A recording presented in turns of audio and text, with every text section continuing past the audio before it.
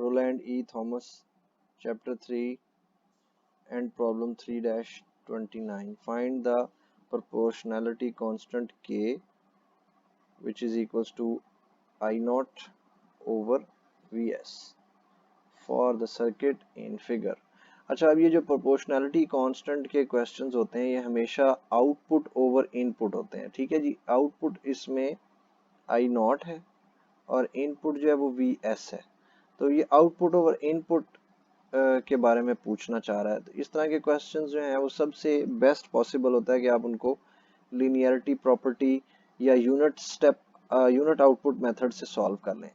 तो यहाँ per unit output method में ये होता है कि आउटपुट को हम 1 या कोई ऐसा नंबर सपोज कर लेते हैं जो मैथमेटिकली हमारे लिए मैथ्स को इजी कर देगा।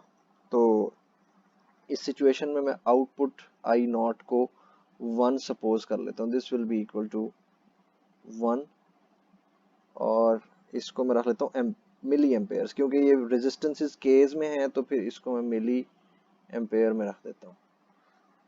तो इसके बाद क्या होगा कि हम रिवर्स जाएंगे, इस क्वेश्चन से रिवर्स इंजीनियर करेंगे और हम जाएंगे यहाँ पर सोर्स वोल्टेज तक।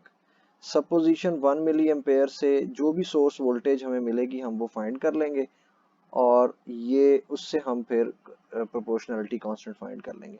अब जैसे हमें ये रिवर्स प्रोसीजर कैसे पता चलेगा, हमें ये अंदाज़ा हो रहा है कि ये जो करंट है ये यहाँ से मूव करके इस ब्रांच में इधर से डाउनवर्ड्स आ रहा है। तो इसका मतलब है कि ये जो करंट इस रेजिस्टेंस के अक्रॉस जो गुजर रहा है उसकी पोलैरिटी इस तरह होगी। ठीक है, और इसके अक्रॉस जो वोल्टेज 1 मिली एम्पेयर की वजह से जो वोल्टेज होगी that would be V is equals to 1 milli into 1 K. तो ये मिली के से कैंसिल हो जाएगा, ये 1 वोल्ट आ जाएगा इस जगह पे। This would be 1 volt. Okay, तो अब इस पॉइंट पे मुझे वोल्टेज चाहिए है तो मैं यहाँ से ट्रैवल करूंगा ग्राउंड तक, 0 वोल्टेज तक, जो ये वाला पॉइंट है नेगेटिव वोल्टेज तक। तो वहां तक तमाम वोल्टेजेस जो मुझे मालूम है वो काउंट कर लूंगा और मुझे इस पॉइंट की वोल्टेज मिल जाएगी। तो यहाँ तक ये +1 और हम ग्राउंड पे पहुंच गए। तो इसका मतलब ये है कि इस नोड के ऊपर वोल्टेज जो है ये 1 वोल्ट है। ठीक है, अगर 1 वोल्ट पॉजिटिव और नेगेटिव 1 किलो ओम के अक्रॉस है तो इसके अंदर से भी 1 मिली एम्पेयर करंट गुजर रहा होगा। ठीक है, इन द डाउनवर्ड्स डायरेक्शन। ये भी 1 मिली एम्पेयर है। ओके जी, अब यहां से जो करंट जा रहा है इस तरफ, this is the combination of the two division of currents. ठीक है जी, टोटल करंट यहां से जा रहा है, 2 रस्तों में तकसीम हो रहा है। एक ब्रांच की तरफ जो करंट जा रहा है वो 1 मिली एम्पेयर है, दूसरी तरफ जो जा रहा है वो भी 1 मिली एम्पेयर है। तो यहां से जो टोटल करंट आ रहा होगा that would be 2 milli amperes. Okay, तो ये इस जगह पे पॉजिटिव पोलैरिटी और इस जगह पे नेगेटिव पोलैरिटी है करंट की वजह से। तो इसके अक्रॉस जो वोल्टेज बनेगी 2 मिली एम्पेयर की वजह से वो 4 वोल्ट होगी, क्योंकि 2 किलो ओम की रेजिस्टेंस है। तो V is equals to 2 milli into 2K, 4 volts. ये 4 वोल्ट्स है इसके अक्रॉस। अब यहाँ पर जो वोल्टेज है विद आवर सपोजिशन तो हमने काउंट करनी है यहाँ से 4, और अगर हम इधर से चले जाएं या कहीं से भी चले जाएं डजेंट मैटर, 1 इसमें ऐड होगा। तो 4 + 1 5। तो यहाँ Vs की वैल्यू जो है वो 5 हमने थ्रू सपोजिशन कैलकुलेट की है। ठीक है जी, पता नहीं।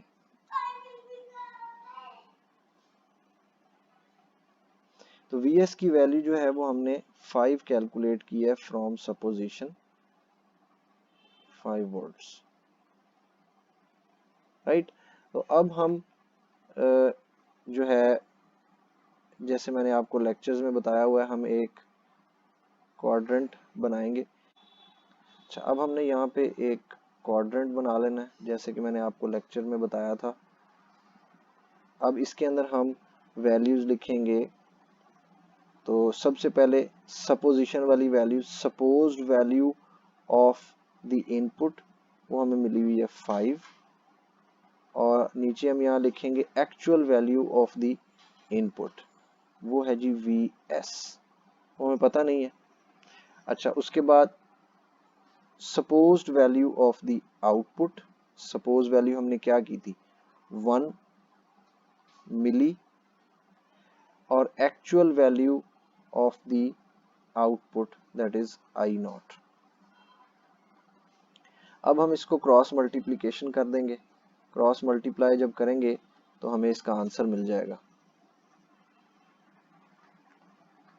इसको हमने देखें, इसको इस तरफ ले जाएं और इसको इस तरफ ले जाएं, तो ये बन जाएगा 5 I nought is equals to V S into 1 milli. अब इस इक्वेशन में से जो हमने इक्वेशन बनाई है, हम अपनी मर्जी की कोई भी फॉर्मेट जनरेट कर सकते हैं। उसने हमें जो फॉर्मेट जनरेट करने को कहा है वो है आई नॉट ओवर वी एस। तो अगर मैं इसको यहीं रहने दूं और वी एस को इसके नीचे ले आऊं तो ये बन जाएगा आई नॉट ओवर वी एस, जो हमें वैल्यू चाहिए, और ये चीज हम उसके नीचे ले जाएंगे तो ये बन जाएगा 1 over 5 milli. So this is the constant value 1 over 5 milli। अगर हम इसको सॉल्व कर लें तो ये 1 डिवाइडेड बाय 5.2 है, 0.2 मिली आ जाएगा इसका, 0.2 मिली। So this is all for this question.